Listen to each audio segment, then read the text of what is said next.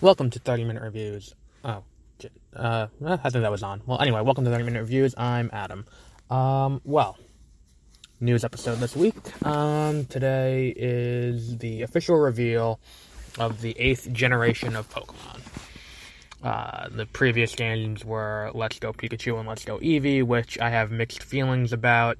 It did bring back some really cool things and introduced some really cool things that, made the world feel more alive.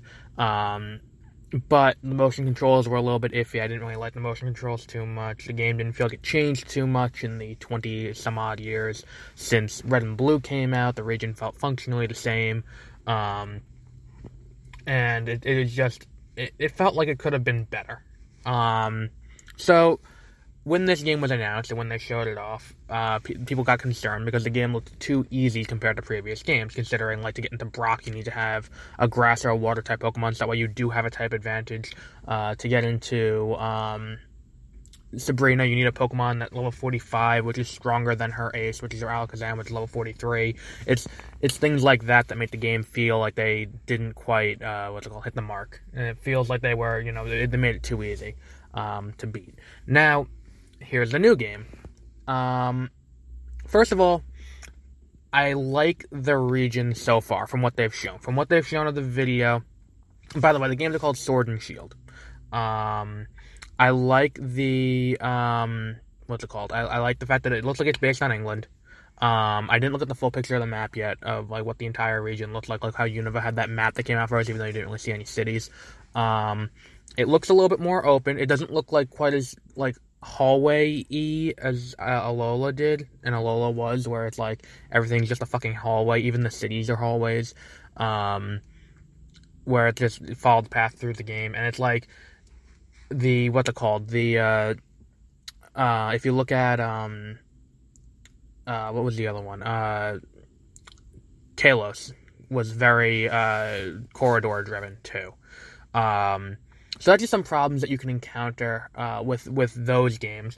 This one looks like it's more open, and I think that that's probably for the best. I just wish that there are a few things that didn't come back that I wish had. Number one, it looks like they're still using the same models from the previous games, and they haven't used new models yet. Number two, the graphics look like they're vastly improved, and I've seen people say that Breath of the Wild is what Pokemon should aspire to be, and for Pokemon, which never quite hit the graphical heights of, the Zelda games on the DS or anything like that, I think that this is the closest we're going to get for right now to what Breath of the Wild was. Because functionally, Breath of the Wild is a vastly different game from Pokemon, and any way Pokemon could be done. And from the beginning, Zelda has been a different game from Pokemon, and Zelda has always been, to an extent, an open world, where it's you have to go in. There's an order to it to beat the game, but it's still functionally an open world for you to explore. Pokemon has always been go this way until you hit a wall, then do something in the city you're in, then backtrack a little bit, and you'll find something else. It's it's still it was never quite open. It still felt like you were following a path down a hallway until you got to the next thing you had to do. So, I think to say this is the closest we're going to get for right now, because I think it would require, from the ground up, the game to be completely reworked, and for the entire, way of thinking about how the game works to be redone completely from the ground up for this to be a true open world game in that capacity. That said, this game does look more open. I'm going to reserve judgments until we get more trailers, probably around E3. The starters, the grass starter reminds me a little bit of Chespin, so I'm getting Unova, where it's they had Piplup and then they had Oshawott right after, and they looked like they used functionally the same model. They just recolored it and put two little orbs on Oshawott's head. I don't really like the Fire Rabbit, but I think that the fire types have the biggest transformation from having an ugly first form to a great last form. Because I'm thinking of Torchic, I didn't really like Torchic's design, but I do love Blaziken, and it's Fennekin to Delphox, Litten to I forgot his name, Incineroar. So that's that would be great if this has the same transformation. And I'm not really a fan of the water starter either. There's already a diverse amount of Pokemon in the game, from just what they've shown in the trailer. If all the Pokemon that are in the trailer are in the actual final product, then it's going to illustrate that they're actually, using other Pokemon, and it's going to feel more open, and there's going to be more selection than Unova, because Unova felt very, clustered, and not clustered, but, cramped, and there wasn't a huge selection, despite having 3 dexes in the game, but no national dex. What else was there that was worth noting with this? Oh, the final shot when they're introducing the starters is not in-game footage, which I think should be noted. It says on the bottom of the screen. Like all the other footage when they show you the protagonist, when they show you some of the routes in the beginning. Like that gem cave I really like, even though it feels derivative of the cave in X and Y. And unlike previous generations, we didn't get a legend reveal off the bat. I'm talking in recent history, not going as far back as, the beginning, but in recent history, there's no legend reveal in the first trailer, because if I remember correctly, the first trailer for X and Y had Xerneas and Yveltal, which his name I probably mispronounced. If I remember correctly, Sun and Moon also had, Solageo and Lunala. If you go to, I'm trying to remember these off the top of my head, and I haven't played Sun and Moon in a long time.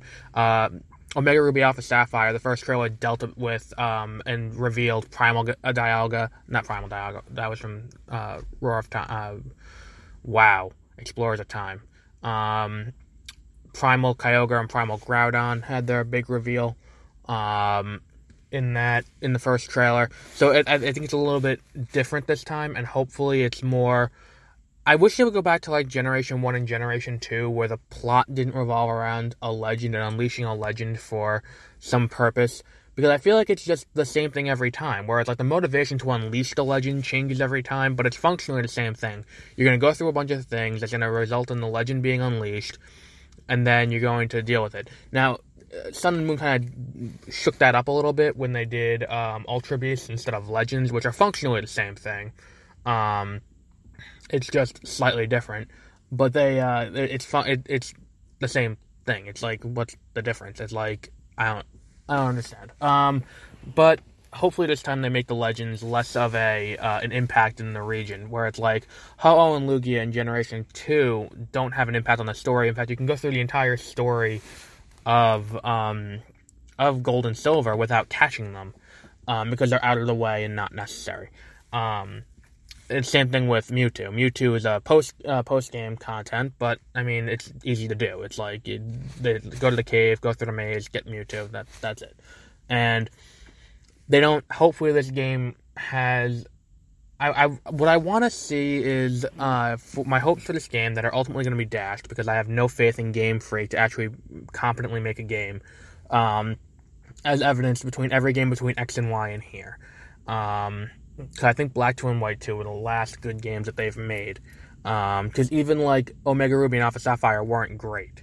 So if I were to start with this game, I'm hoping for a post game with a Battle Frontier, because that gives you something to do and a reason to train post-game. That'd be a nice thing to have, number 1. Number 2, I would like to see a, more Legends. Even if they're returning Legends, or if they're Legends that are new, I want to see more Legends that require you to use strategy to catch. Black 2 and White 2 had a lot of Legends, which took a lot of time to catch. And so did Omega Ruby and Alpha Sapphire. That was the post-game, was catching all the Legends through the portals, getting them all together to unlock other portals and things like that.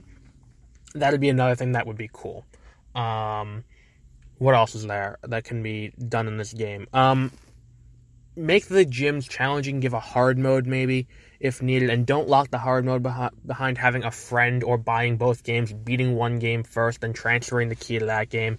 That feels unneededly difficult to unlock hard mode. Just have hard mode from the beginning, because the games aren't hard to begin with. And if you're gonna continue with this thing of Mega Evolutions and Z Power, take Z Power out of the game entirely, because it horrifically breaks the game, playing it in single player.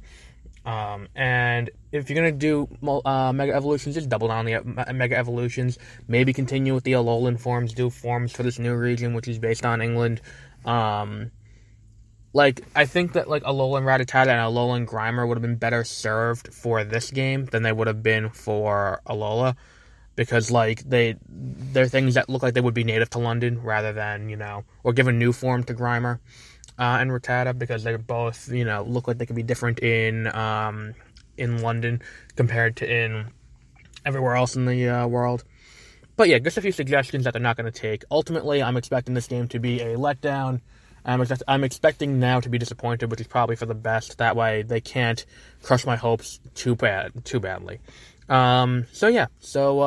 will be back with, I'm going to do mid-90s tomorrow night.